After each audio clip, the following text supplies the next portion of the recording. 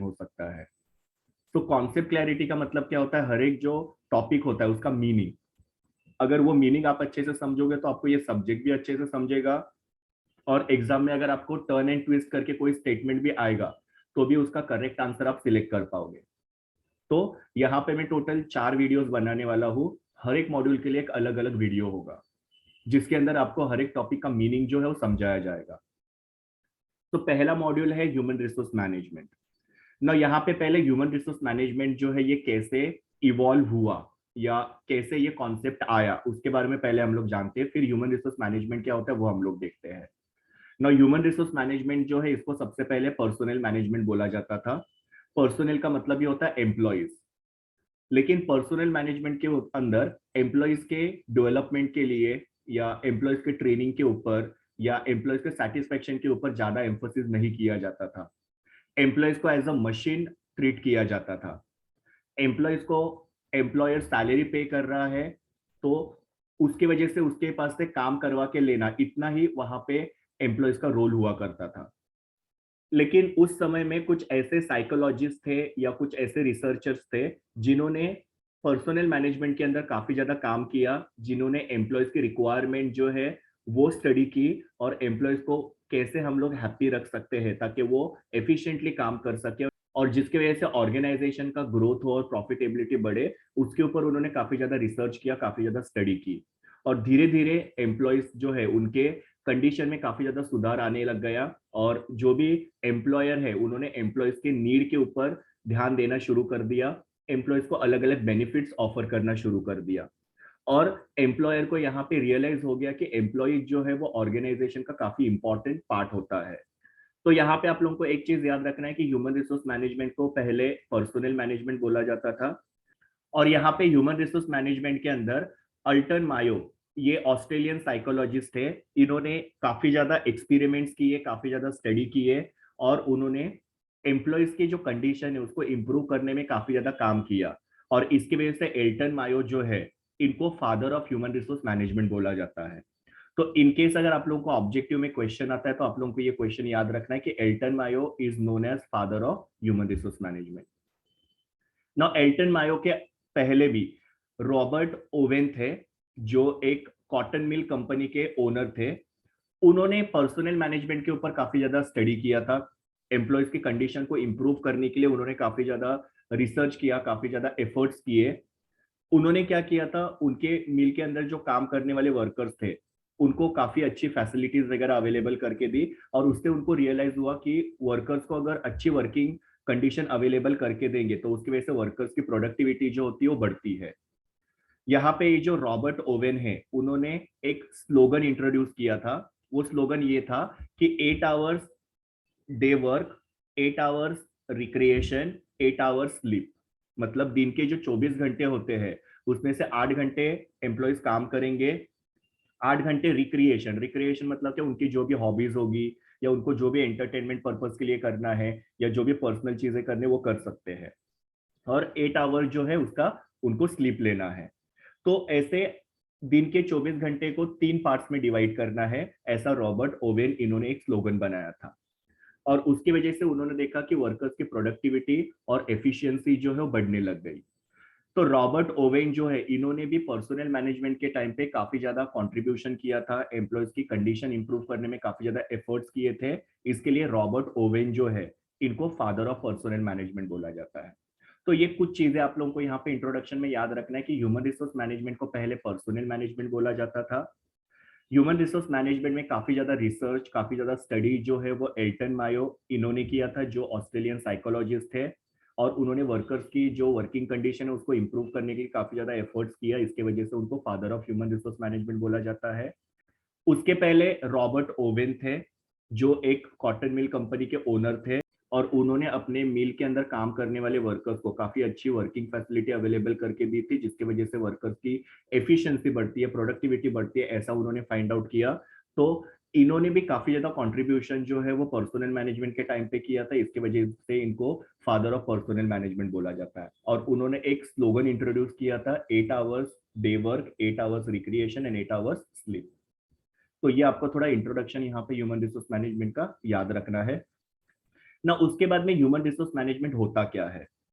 तो यहाँ पे आपको एक सिंपल सी चीज याद रखनी है कि एम्प्लॉयज को काम पे लेने की प्रोसेस जहां से स्टार्ट होती है, जिसको हम लोग रिक्रूटमेंट बोलते हैं, वहां से एम्प्लॉय रिटायर होने तक, मतलब जब वो काम पे से चले जाते हैं, तब तक जो भी एक्टिविटीज की जाती है वो सबको ह्यूमन रिसोर्स मैनेजमेंट बोला जाता है।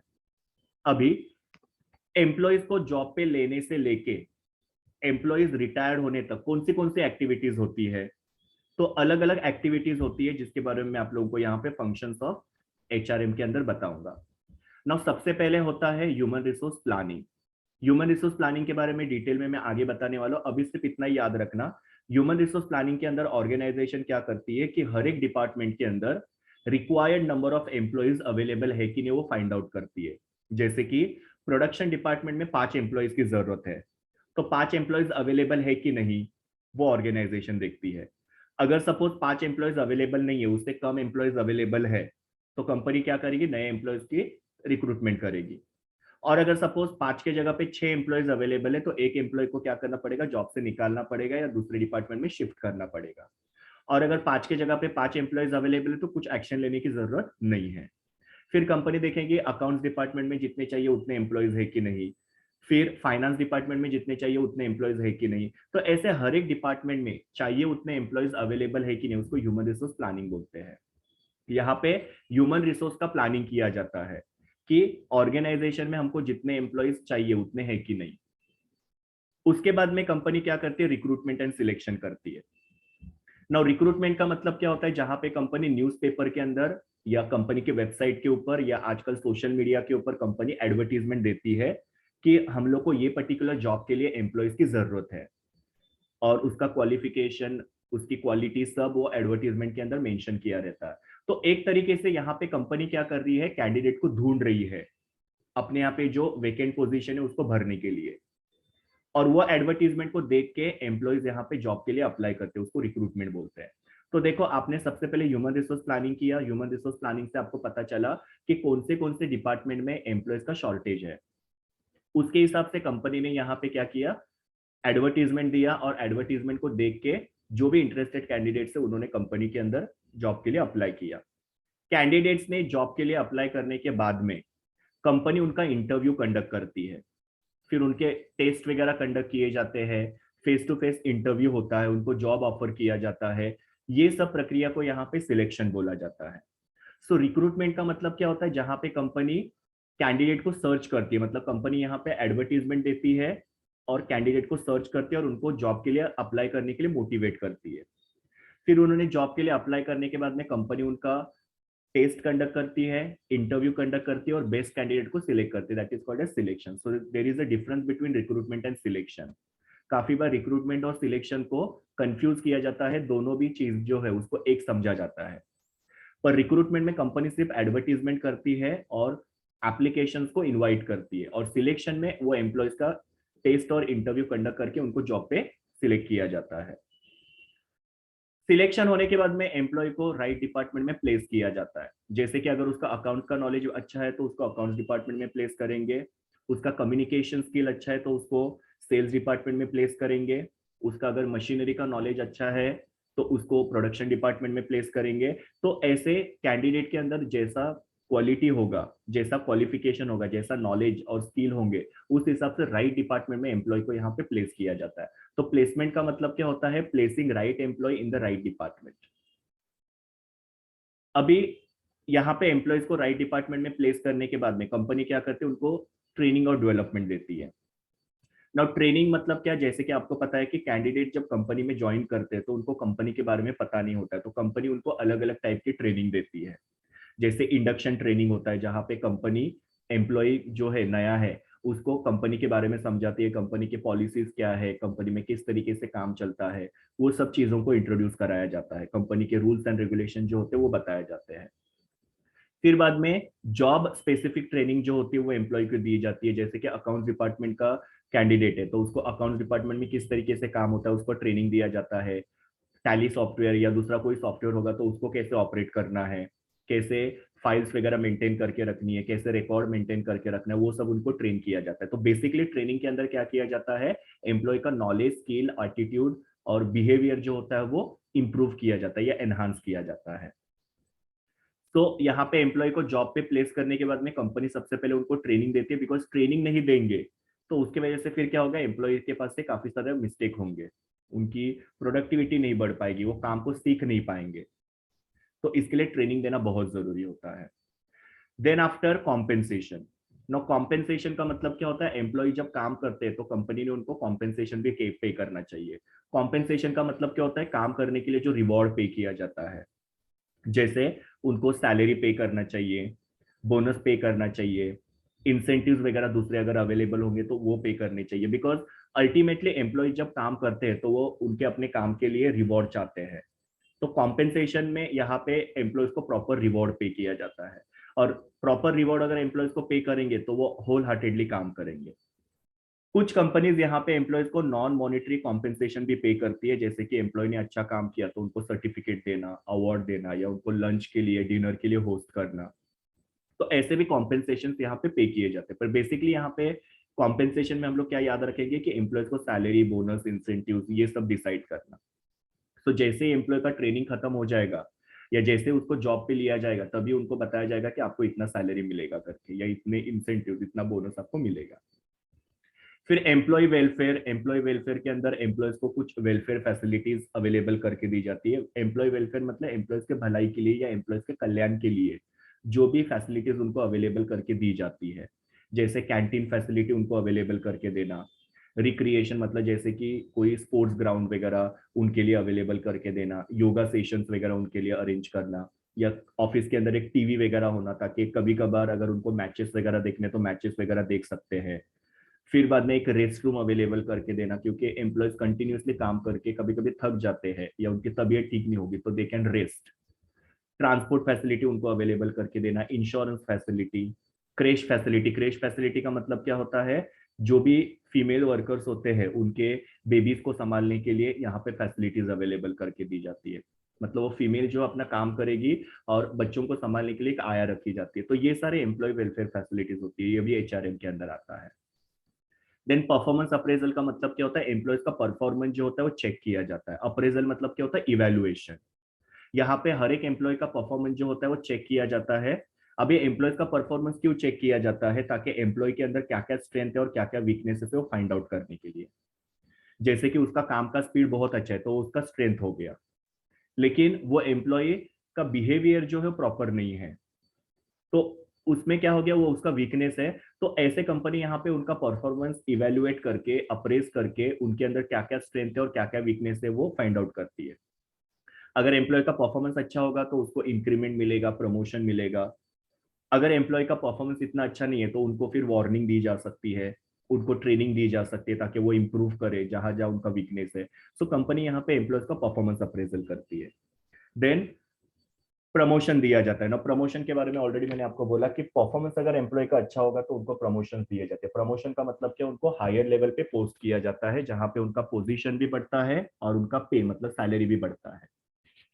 फिर होता है एम्प्लॉयज का करियर डेवलपमेंट। अभी कोई भी ऑर्गेनाइजेशन में एम्प्लॉय जब काम करते हैं तो वो चाहते हैं कि उनका करियर डेवलप होना चाहिए।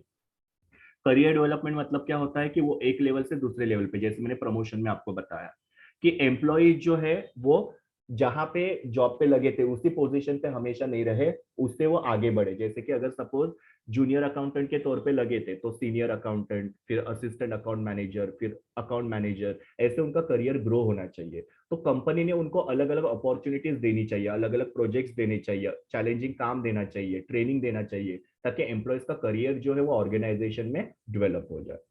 सो आपको यहाँ पे एक ही चीज याद रखनी है कि ह्यूमन रिसोर्स मैनेजमेंट क्या होता है। तो ह्यूमन रिसोर्स मैनेजमेंट के अंदर ये सारी चीजें जो होती है वो इंक्लूड होती है, जहां पे एम्प्लॉय को जॉब पे लेने से लेके एम्प्लॉय जब तक रिटायर्ड होते तो ये सारे काम जो होते हैं वो यहाँ पे हैंडल किए जाते हैं। तो आपके माइंड में जो क्वेश्चन होता है कि ह्यूमन रिसोर्स मैनेजमेंट मतलब एग्जैक्टली ये डिपार्टमेंट में क्या काम होता है, तो ये डिपार्टमेंट में ये सब एम्प्लॉयज के रिलेटेड काम देखे जाते हैं, जहां पे HR manager human resource planning करेंगे, फिर रिक्रूटमेंट और सिलेक्शन करेंगे, फिर एम्प्लॉय का प्लेसमेंट करेंगे, उनको ट्रेनिंग, उनका कॉम्पेंसेशन, उनका वेलफेयर, फिर उनका हर साल परफॉर्मेंस अप्रेजल करना, उनको प्रमोशन देना, करियर डेवलपमेंट के लिए उन लोगों को अपॉर्चुनिटीज देना। ये सब काम जो होता है वो एचआर मैनेजर हैंडल करता है, और इसी सबको हम लोग क्या बोलते हैं यहाँ पे, ह्यूमन रिसोर्स मैनेजमेंट बोलते हैं। सो आपको कोई भी बोलेगा what is human resource management, तो आपको याद रखना है कि रिक्रूटमेंट से लेकर रिटायरमेंट तक जो भी एक्टिविटीज होती है उसको हम लोग ह्यूमन रिसोर्स मैनेजमेंट बोलते हैं, या सिंपली आप लोग लिख सकते हैं कि ह्यूमन रिसोर्स मैनेजमेंट के अंदर ये सारी एक्टिविटीज होती है, इसको ह्यूमन रिसोर्स मैनेजमेंट बोला जाता है। तो देखो आपको ये हर एक एक्टिविटी के अंदर दिखाई दिया होगा कि यहाँ पे एम्प्लॉयज के रिलेटेड सारा काम जो है वो हैंडल किया जा रहा है, इसके लिए इसको ह्यूमन रिसोर्स मैनेजमेंट बोला जाता है। तो आपको यहाँ पे ये क्वेश्चन जो है, एक तो ह्यूमन रिसोर्स मैनेजमेंट का मीनिंग बता रहा है, दूसरा ह्यूमन रिसोर्स मैनेजमेंट डिपार्टमेंट के अंदर क्या क्या फंक्शंस होते हैं वो आपको यहाँ पे पता चल रहा है। और ये पर्टिकुलर सब्जेक्ट के अंदर आपको यही सब जो फंक्शन है इसको डिटेल में पढ़ना है। अभी तो मैंने आप लोगों को समरी बताई, आगे जाके ये क्वेश्चन को ही हम लोग को डिटेल में पढ़ना है। सो आई होप आप लोगों का यहाँ पे इंट्रोडक्शन क्लियर हुआ कि ह्यूमन रिसोर्स मैनेजमेंट जो है वो कॉन्सेप्ट कैसे आया, फिर ह्यूमन रिसोर्स मैनेजमेंट किसको बोला जाता है वो आपको यहाँ पे याद रखना है, या उसके अंदर क्या क्या फंक्शंस आते हैं। तो आपको यहाँ पे ऑब्जेक्टिव आ सकता है dash is one of the functions of human resource management, तो ये सारे फंक्शंस आपको याद रखने हैं। उसके बाद में स्ट्रैटेजिक एचआरएम और ट्रेडिशनल एचआरएम जो है उसका डिस्टिंग्विश है। नाउ ट्रेडिशनल एचआरएम जो होता था, मतलब ट्रेडिशनल मतलब जो पुराने टाइम से चलते आ रहा है, और स्ट्रैटेजिक एचआरएम जो ये मॉडर्न एचआरएम है।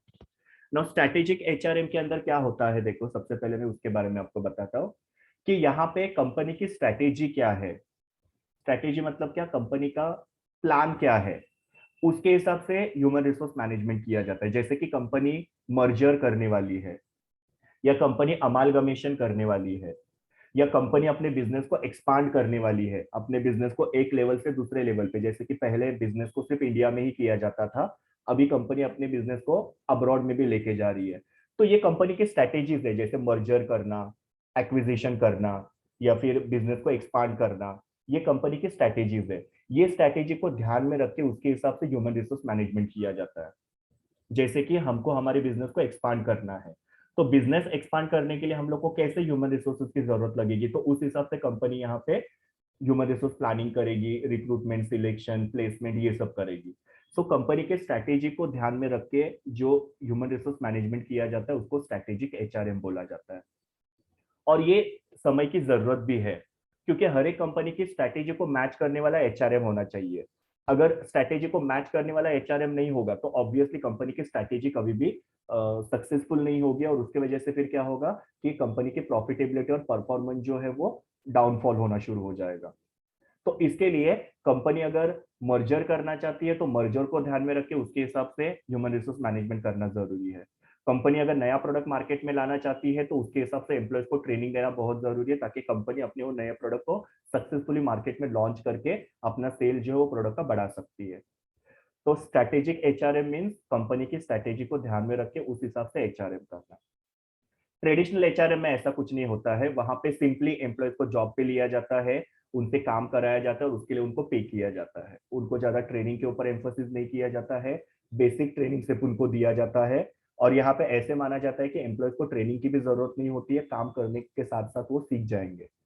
पर अगर एम्प्लॉयज को ट्रेनिंग नहीं देंगे तो एम्प्लॉय काम को अच्छी तरीके से नहीं कर पाएंगे, उनका स्पेशलाइजेशन जो बढ़ेगा नहीं, ये यहाँ पे उनको रियलाइज नहीं होता है। तो ये ट्रेडिशनल एचआरएम के अंदर एम्प्लॉयज के ट्रेनिंग के ऊपर ज्यादा ध्यान नहीं दिया जाता था।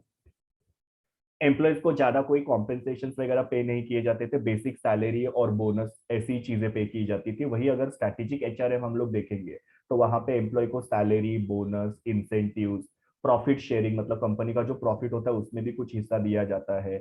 ईसॉप मतलब एम्प्लॉय स्टॉक ऑप्शन स्कीम, जहां पे एम्प्लॉय को कंपनी के शेयर्स भी दिए जाते थे। तो ऐसे बहुत सारी अच्छी चीजें या मॉडर्न चीजें जो स्ट्रैटेजिक एचआरएम में पाई जाती है, ट्रेडिशनल एचआरएम में वो सब चीजें नहीं पाई जाती। तो आपको ये डिस्टिंग्विश थोड़ा सा याद रखना है कि स्ट्रैटेजिक एचआरएम क्या होता है, उसके अंदर क्या क्या अच्छी चीजें थी, और ट्रेडिशनल एचआरएम क्या है। तो ये कॉन्सेप्ट आपको यहाँ पे याद रखना है, इसके ऊपर आपको क्वेश्चन आ सकता है। अभी हम लोग एक एक जो एचआर का फंक्शन है वो पढ़ना शुरू करेंगे। जैसे मैंने आपको बोला था कि एचआरएम का सबसे पहला फंक्शन होता है ह्यूमन रिसोर्स प्लानिंग। हम लोग ने एचआर के फंक्शन के अंदर ये देखा था।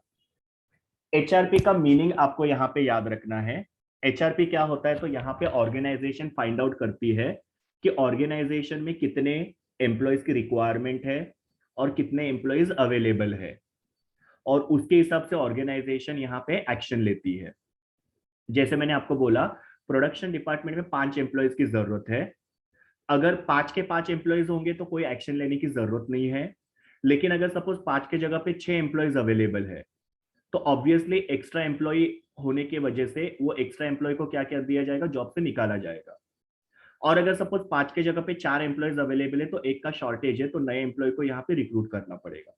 सो यहाँ पे कंपनी फाइंड आउट करे कि कंपनी में जितने भी रिक्वायर्ड नंबर ऑफ एम्प्लॉयज है वो अवेलेबल है कि नहीं। सो एचआरपी का आपको मीनिंग याद रखना है कि the organisation find out whether the required number of employees are available in the organisation और नॉट। और वो भी कैसे, क्वालिटी वाइज और क्वांटिटी वाइज। मतलब अगर सपोज हमको ऐसा कोई कैंडिडेट चाहिए अकाउंट्स डिपार्टमेंट के अंदर कि जिसको जीएसटी अच्छे से आए, तो वैसा कैंडिडेट हम लोग क्या करेंगे, अकाउंट्स डिपार्टमेंट में प्लेस करेंगे। और वैसा कैंडिडेट अकाउंट्स डिपार्टमेंट में अवेलेबल है क्या देखेंगे, नहीं होगा तो हमको नए एम्प्लॉयज को रिक्रूट करना पड़ेगा। सो ये मैंने क्वालिटी वाइज एम्प्लॉय देखा कि मुझे जीएसटी जानने वाला एम्प्लॉय चाहिए। उसी तरीके से क्वांटिटी वाइज जो मैंने आपको बोला कि 5 एम्प्लॉय की जरूरत है तो 5 होने चाहिए।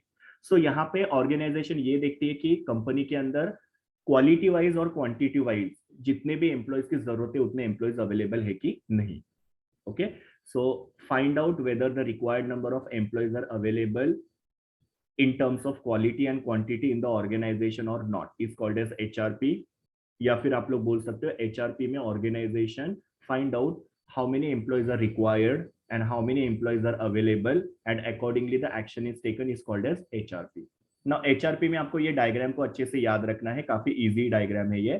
यहाँ पे HRP में आपको दो चीजों को कंपेयर करना होता है, एक है HR रिक्वायरमेंट फोरकास्ट और दूसरा है HR supply forecast. HR requirement forecast मतलब आपको कितने एम्प्लॉयज की रिक्वायरमेंट है, और एचआर सप्लाई फोरकास्ट का मतलब आपके पास अवेलेबल कितने एम्प्लॉयज हैं। तो ये दो चीजों को आप क्या करते हो, कंपेयर करते हो। कंपेयर करने के बाद में आपको दो रिजल्ट आ सकते हैं, या तो डिफरेंस आएगा ये दोनों में या तो डिफरेंस नहीं आएगा। जैसे मैंने आपको बोला प्रोडक्शन डिपार्टमेंट में 5 एम्प्लॉय की रिक्वायरमेंट है और 5 अवेलेबल है, सो डिफरेंस नहीं है। सो डिफरेंस नहीं होगा तो आपको कुछ करने की जरूरत नहीं है, सो नो एक्शन। लेकिन दूसरा सिचुएशन हो सकता है जहां पे डिफरेंस हो सकता है, जैसे मैंने बोला कि 5 एम्प्लॉय की जरूरत है, 6 अवेलेबल है, तो इसका मतलब क्या आपके पास सरप्लस ह्यूमन रिसोर्सेस है। या दूसरा सिचुएशन हो सकता है 5 एम्प्लॉय की जरूरत है और आपके पास अवेलेबल 4 है, तो क्या है, शॉर्टेज है। तो उसके हिसाब से कंपनी यहाँ पे एक्शन लेगी। मतलब मैंने आपको बोला सरप्लस होगा तो या तो उनको वीआरएस देके जॉब से निकाला जाएगा या फिर उन लोगों को दूसरे डिपार्टमेंट में ट्रांसफर किया जाएगा। और अगर शॉर्टेज होगा तो फिर कंपनी रिक्रूटमेंट सिलेक्शन वगैरह जो होता है वो स्टार्ट करती है। तो इस तरीके से आप लोगों को यहाँ पे एचआरपी का मीनिंग याद रखना है कि एचआरपी के अंदर ऑर्गेनाइजेशन फाइंड आउट करती है कि रिक्वायर्ड नंबर एम्प्लॉइज कंपनी के अंदर अवेलेबल है कि नहीं। देन आफ्टर नेक्स्ट टॉपिक है आपका job analysis. Now job analysis का मतलब क्या होता है, जैसे अगर सपोज ह्यूमन रिसोर्स प्लानिंग करने के बाद में आपको पता चला कि आपके कंपनी के अंदर शॉर्टेज है, मतलब जितने चाहिए उतने एम्प्लॉयज अवेलेबल नहीं, उससे कम एम्प्लॉयज अवेलेबल है, तो फिर आप बाद में आप क्या करोगे, रिक्रूटमेंट करना शुरू करोगे। लेकिन रिक्रूटमेंट से पहले आपको जॉब एनालिसिस करना पड़ेगा। सो एचआरपी के बाद में दूसरा स्टेप होता है जॉब एनालिसिस। जॉब एनालिसिस मतलब क्या होता है, collecting the information about a particular job. वापस से एक एग्जांपल देता हूं, सपोज आपके यहाँ पे अकाउंट्स डिपार्टमेंट में एक वैकेंसी है, तो अभी आपको क्या करना पड़ेगा, उसका एडवर्टीजमेंट देना पड़ेगा। लेकिन एडवर्टीजमेंट में आपको पूरा कंटेंट लिखना पड़ेगा कि आपको कैसा कैंडिडेट चाहिए और क्या क्या अकाउंट डिपार्टमेंट की रिस्पॉन्सिबिलिटीज होगी। तो आपको उसके लिए जॉब एनालिसिस करके वो अकाउंट जॉब का जो है वो डिटेल कलेक्ट करना पड़ेगा। जैसे कि अकाउंट डिपार्टमेंट में आपको ऐसा कैंडिडेट चाहिए जिसको पेटी कैश हैंडल करने को आए, जिसको टैली ऑपरेट करने को आए, जिसको अकाउंट फाइनलाइजेशन करने आए और जिसको टैक्स कैलकुलेशन करने को आए, ऐसा आपको कैंडिडेट चाहिए। फिर बाद में वो कैंडिडेट ने बीकॉम किया हुआ होना चाहिए, उसको अकाउंट्स का 2 साल का नॉलेज होना चाहिए। ये सब आपने क्या किया, यहाँ पे जॉब के डिटेल कलेक्ट किए, उसको बोलते हैं job analysis. So job analysis मतलब क्या होता है, जॉब की एडवर्टीजमेंट देने के लिए जो आप जॉब की डिटेल कलेक्ट करते हो उसको जॉब एनालिसिस बोलते हैं। तो यहाँ पे फर्स्ट लाइन में मैंने वही लिखा है, it refers to the process of collecting information about the job. ना जॉब एनालिसिस को दो पार्ट्स में डिवाइड किया जाता है, job description and job specification. Job description मतलब क्या होता है, डिटेल ऑफ द जॉब, काम क्या है उसके बारे में यहाँ पे डिटेल कलेक्ट किया जाता है, उसका एक डिस्क्रिप्शन किया जाता है, उसका एक पेपर के ऊपर समरी लिखी जाती है। और दूसरा होता है जॉब स्पेसिफिकेशन, जहां पे कैंडिडेट की डिटेल्स जो होती है वो स्पेसिफाई की जाती है कि कैंडिडेट कैसा चाहिए जॉब के लिए। जैसे मैंने आप लोगों को बोला कि आपके यहाँ पे अकाउंट एग्जीक्यूटिव की जरूरत है, तो वो आपका क्या होगा, जॉब डिस्क्रिप्शन। फिर अंधेरी के ऑफिस में आपको कैंडिडेट की जरूरत है, तो वो भी आपका जॉब डिस्क्रिप्शन हुआ। फिर उसको वाउचर्स बनाने आने चाहिए, उसको जीएसटी कैलकुलेशन आने चाहिए, उसको अकाउंट फाइनलाइजेशन करने आना चाहिए। ये सब क्या हो गया, जॉब डिस्क्रिप्शन, बिकॉज ये जॉब की डिटेल दे रहा है हमको। फिर बाद में हमको बीकॉम का कैंडिडेट चाहिए, उसको 2 साल का एक्सपीरियंस होना चाहिए, उसको टैली ऑपरेट करने आना चाहिए। ये कैंडिडेट की डिटेल हो गई, तो उसको हम लोग बोलते हैं जॉब स्पेसिफिकेशन। तो सिंपली अपने दिमाग में अच्छे से याद रखना, जॉब की डिटेल को जॉब डिस्क्रिप्शन बोलते हैं और कैंडिडेट की डिटेल को जॉब स्पेसिफिकेशन बोलते हैं। सो यहाँ पे आप लोग याद रखना, job description means details of job, और जॉब स्पेसिफिकेशन का मतलब क्या होता है, डिटेल्स ऑफ कैंडिडेट। ये आप लोगों को यहाँ पे अच्छे से याद रखना, क्योंकि इसके ऊपर आपको ऑब्जेक्टिव आएगा। तो जॉब स्पेसिफिकेशन किसको बोलते हैं और जॉब डिस्क्रिप्शन किसको बोलते हैं, वो आपको याद रखना है।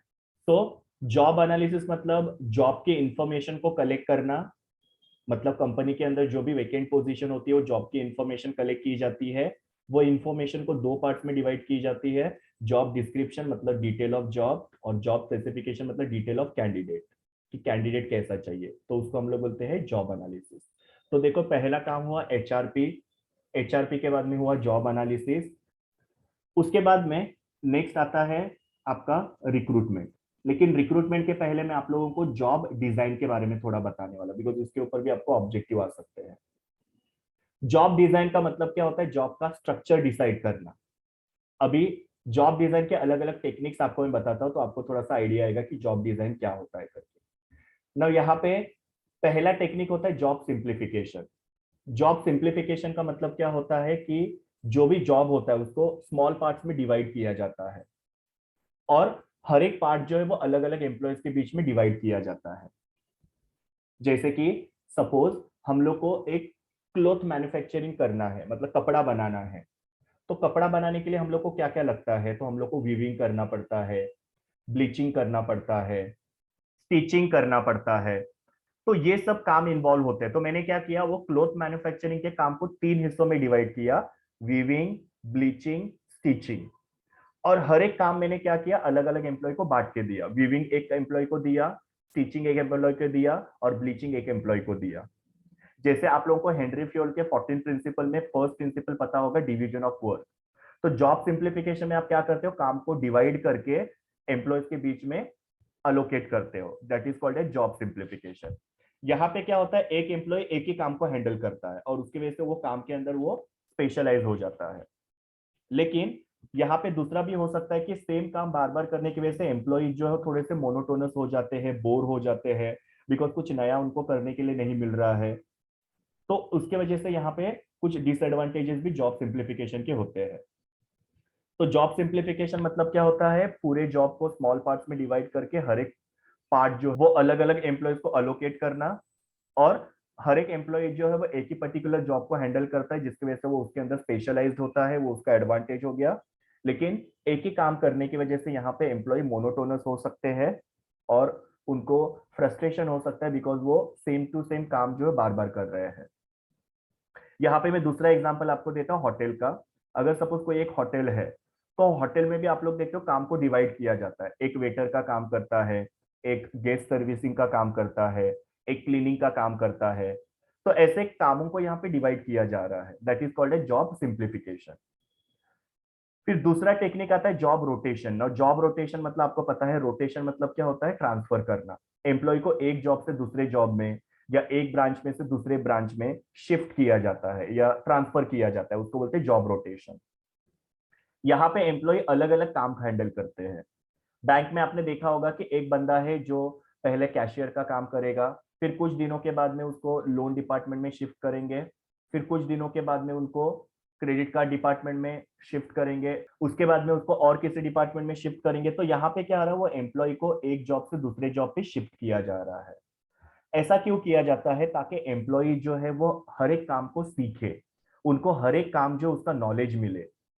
क्योंकि मैंने आपको जॉब सिंप्लीफिकेशन में क्या बोला था, जॉब सिंप्लीफिकेशन में एम्प्लॉय एक ही तरीके का काम करते हैं, जिसकी वजह से उनका एक मोनोटोनसनेस आ जाती है। लेकिन जॉब रोटेशन में क्या हो रहा है, एम्प्लॉय अलग अलग काम कर रहे हैं, इसकी वजह से उनको अलग अलग काम का नॉलेज मिल रहा है, जिसकी वजह से वो मोनोटोनस फील करते नहीं है। तो ये उसका बेनिफिट है कि जॉब रोटेशन की वजह से मोनोटोनस एम्प्लॉयज होते नहीं है। मोनोटोनस मतलब है एक ही तरीके का काम करना। लेकिन इसका कुछ डिसएडवांटेज भी है कि बार बार एम्प्लॉय को रोटेट करने की वजह से या शिफ्ट करने की वजह से एम्प्लॉयज जो है वो किसी भी काम में स्पेशलाइज नहीं हो पाते या मास्टर नहीं हो पाते हैं। सारे काम वो हैंडल कर लेते हैं लेकिन किसी भी काम में वो स्पेशलाइज नहीं है। तो इसकी वजह से आप लोगों को यहाँ पे याद रखना है कि जॉब सिंप्लीफिकेशन, इसके भी कुछ एडवांटेजेस है और कुछ डिसएडवांटेज है, और जॉब रोटेशन के भी कुछ एडवांटेज और डिसएडवांटेजेस है।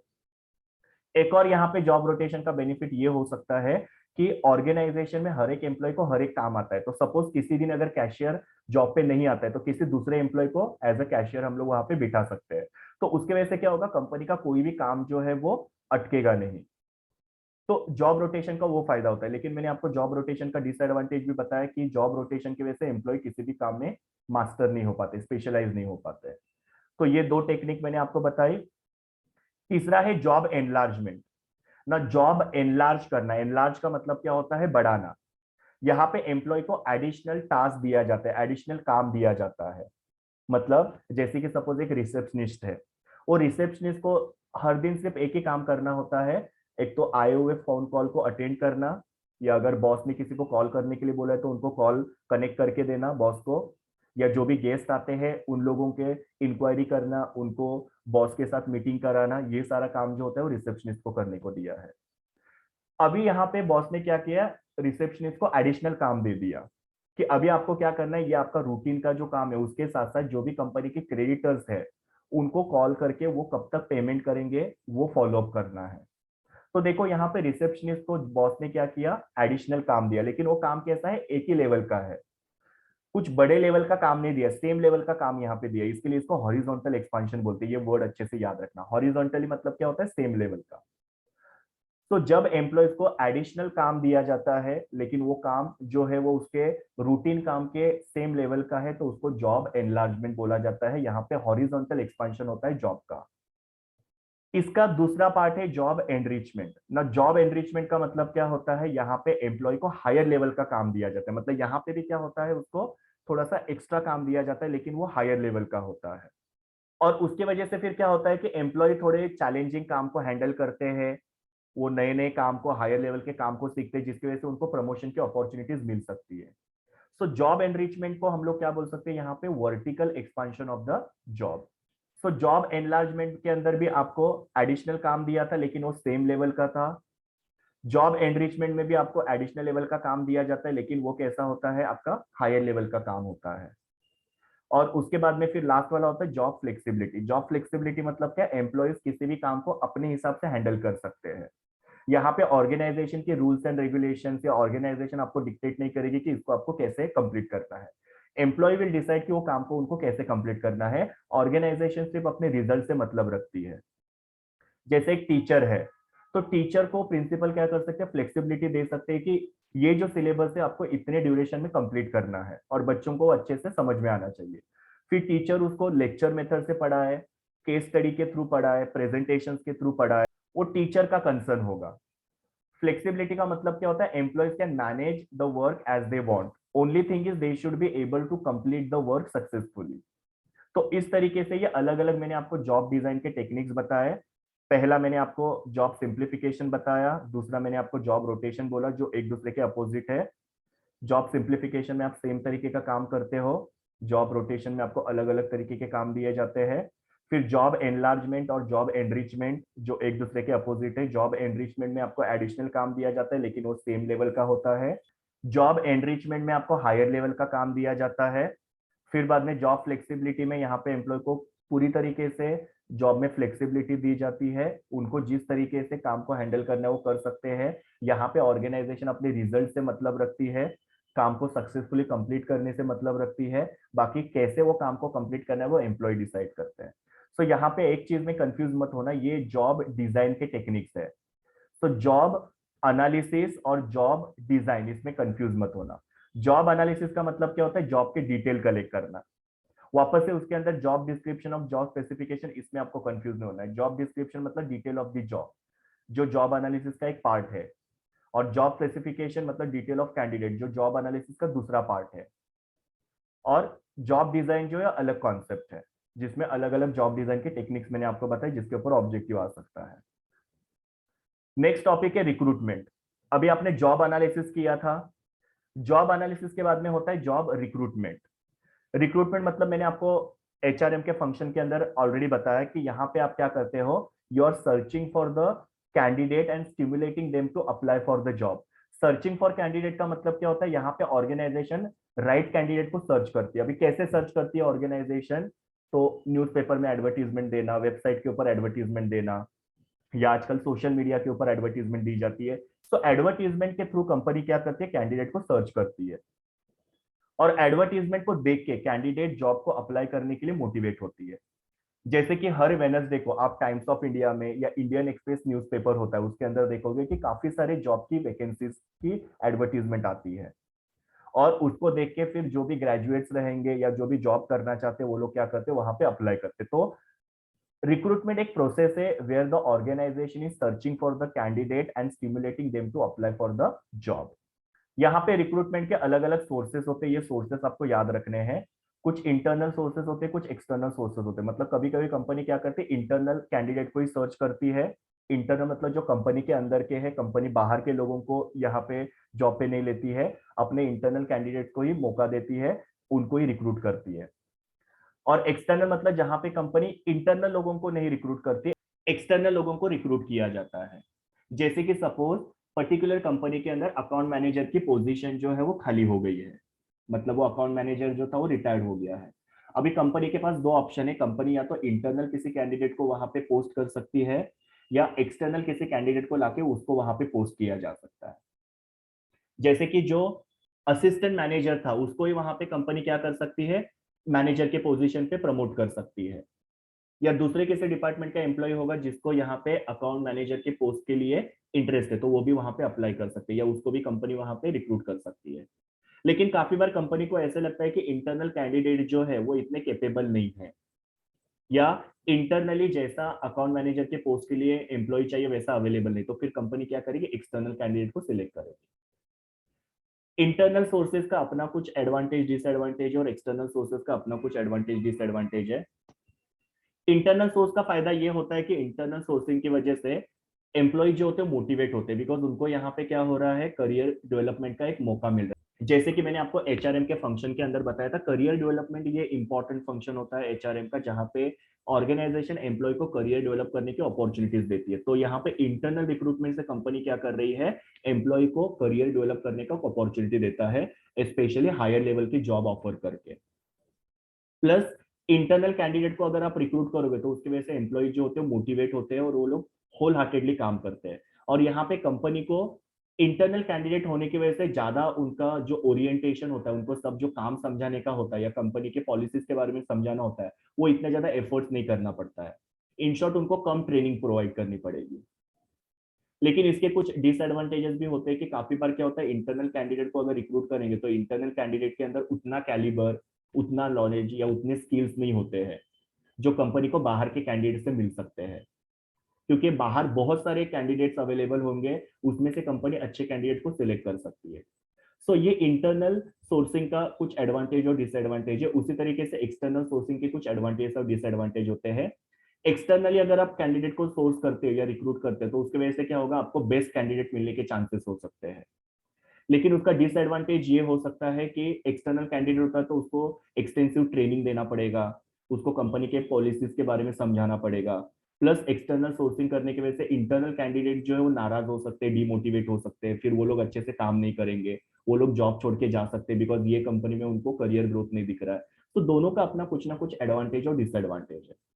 तो आपको यहाँ पे याद रखना है कि इंटरनल कौन से सोर्सेस है जहां पे कंपनी कंपनी के अंदर से एम्प्लॉयज को रिक्रूट कर सकते हैं, और एक्सटर्नल कौन से सोर्सेस। तो इंटरनल में प्रमोशन है, मतलब सपोज मैंने आपको बोला कि अकाउंट मैनेजर की पोजीशन खाली हो गई, तो जो पहले असिस्टेंट मैनेजर था उसको क्या कर दिया जा सकता है, प्रमोशन करके अकाउंट मैनेजर के पोस्ट पे उसको प्लेस कर सकते हैं।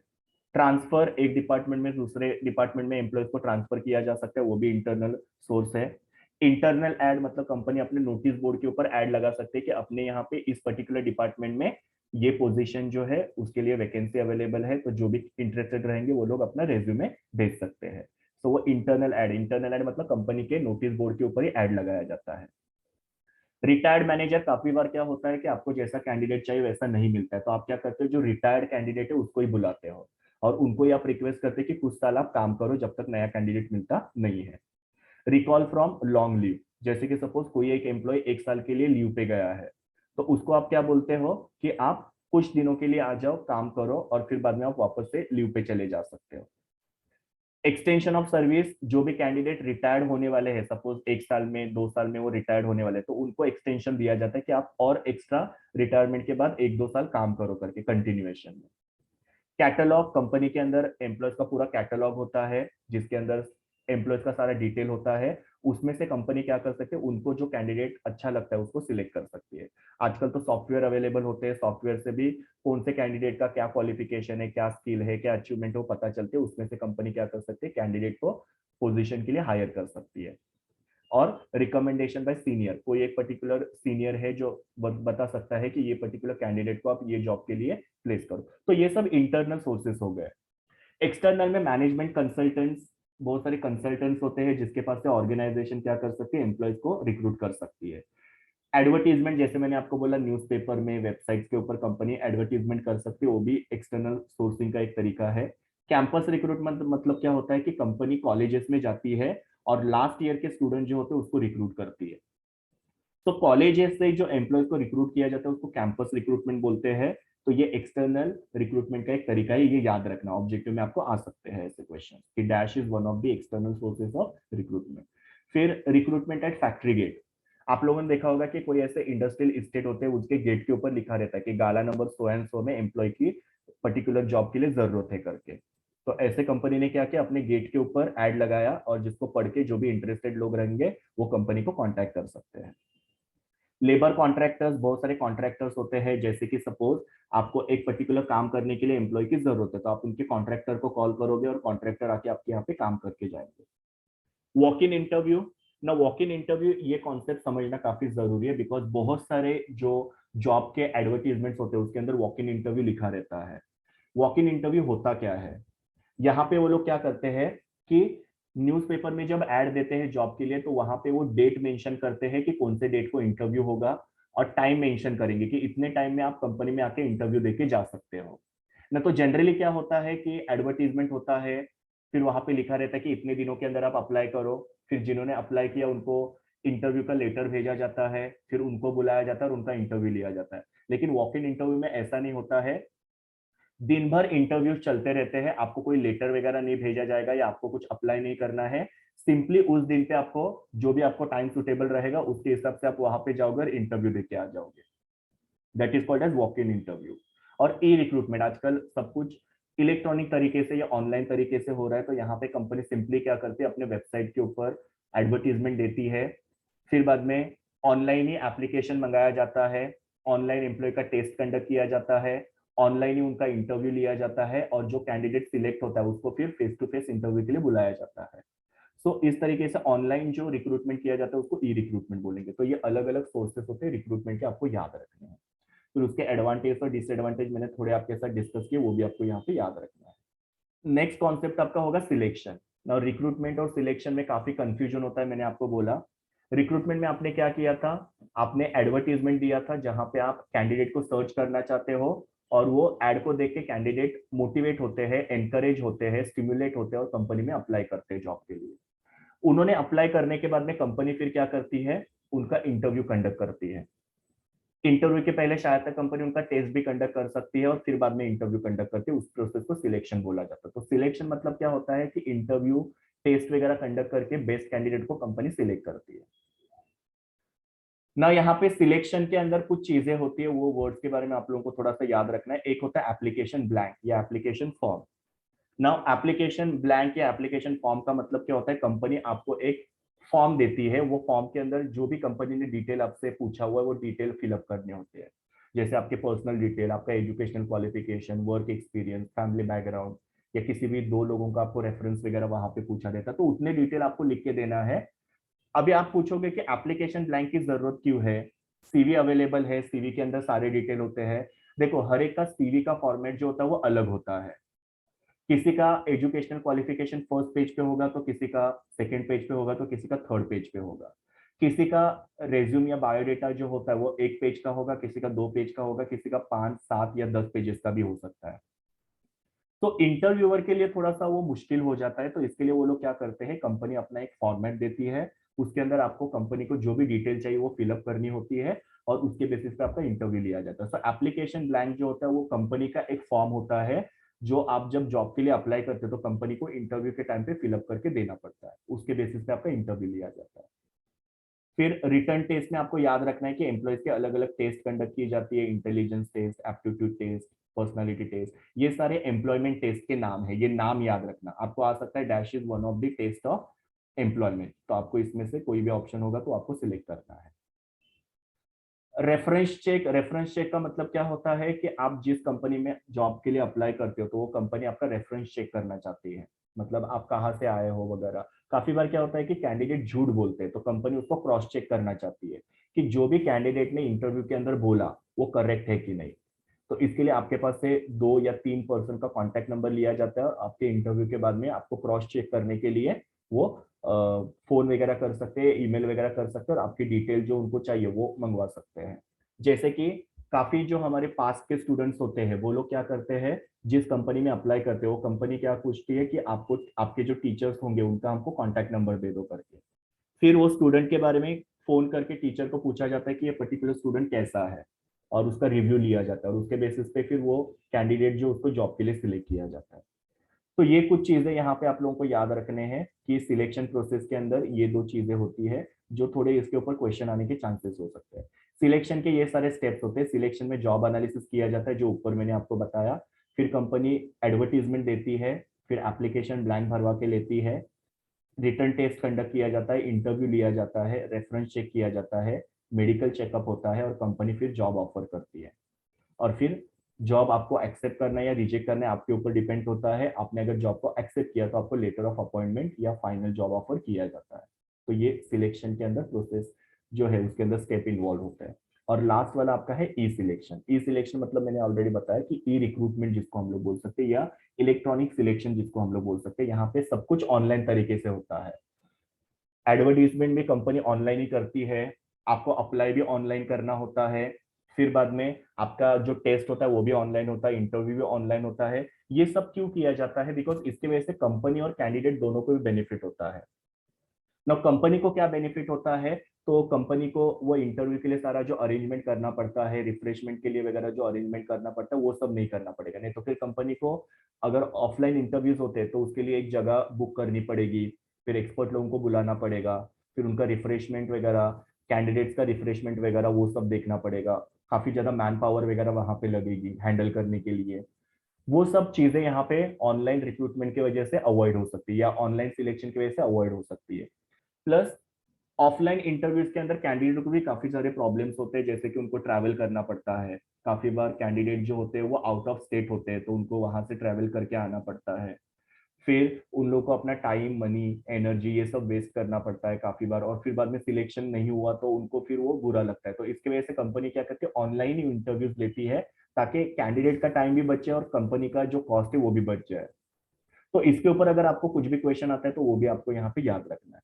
तो इस तरीके से ये पर्टिकुलर जो फर्स्ट मॉड्यूल है ह्यूमन रिसोर्स मैनेजमेंट, उसके अंदर मैंने आपको बताया इंट्रोडक्शन ऑफ एचआरएम, कि किस तरीके से एचआरएम जो है वो इवॉल्व हुआ या इंट्रोड्यूस हुआ। फिर किसको फादर ऑफ एचआरएम बोला जाता है, किसको फादर ऑफ पर्सनल मैनेजमेंट बोला जाता है। एचआरएम का मीनिंग मैंने बताया, जहां पे मैंने अलग अलग फंक्शंस के थ्रू आपको मीनिंग बताया कि एचआरएम के अंदर क्या क्या चीजें इंक्लूड होती है। फिर मैंने आपको बताया कि स्ट्रैटेजिक एचआरएम क्या होता है, जहां पे कंपनी के स्ट्रैटेजी को ध्यान में रख के उसके हिसाब से ह्यूमन रिसोर्स मैनेजमेंट किया जाता है। ह्यूमन रिसोर्स प्लानिंग जो एचआरएम का सबसे पहला फंक्शन होता है, ये कैसे होता है वो मैंने पूरा डायग्राम के थ्रू बताया आपको। जॉब एनालिसिस जो ह्यूमन रिसोर्स मैनेजमेंट का सेकेंड स्टेप होता है, मतलब पहले आप ह्यूमन रिसोर्स प्लानिंग मतलब एचआरपी करते हो, फिर जॉब एनालिसिस करते हो। उसको 2 पार्ट्स में डिवाइड किया जाता है, जॉब डिस्क्रिप्शन, जॉब स्पेसिफिकेशन। फिर जॉब डिजाइन, ये कॉन्सेप्ट मैंने आपको बताया जिसके अंदर अलग अलग जॉब डिजाइन के 5 टेक्निक्स मैंने आपको बताया, जो है job simplification, job rotation, job enlargement, job enrichment and job flexibility. Recruitment क्या होता है, मैंने बताया कि रिक्रूटमेंट में कंपनी क्या करती है, कैंडिडेट को सर्च करती है और उनको जॉब के लिए अप्लाई करने के लिए मोटिवेट करती है। रिक्रूटमेंट के दो सोर्सेस होते हैं, internal recruitment, external recruitment. Internal recruitment के मैंने अलग अलग सोर्सेज बताए, एक्सटर्नल रिक्रूटमेंट के अलग अलग सोर्सेज बताए, और इंटरनल रिक्रूटमेंट के क्या एडवांटेज और डिसएडवांटेज होते हैं वो बोला, एक्सटर्नल के क्या एडवांटेज और डिसएडवांटेज होते हैं वो मैंने डिस्कस किया। सिलेक्शन के बारे में थोड़ा सा मैंने आपको बताया, और लास्ट में मैंने आप लोगों को ई सिलेक्शन के बारे में बताया। So this was all about concepts of first module। यहाँ पे आपको यही कॉन्सेप्ट के ऊपर क्वेश्चंस आएंगे, लेकिन थोड़ा सा लाइन को टर्न एंड ट्विस्ट करके पूछेंगे। तो अब अगर आप लाइन को प्रॉपरली पढ़ोगे तो आप लोगों को वहां पे उसका आंसर पता चलेगा। तो अभी पहले मॉड्यूल के बारे में इतना ही। सेकेंड मॉड्यूल के लिए हम लोग नेक्स्ट वीडियो में मिलते हैं। Thank you students, we will meet in the next video.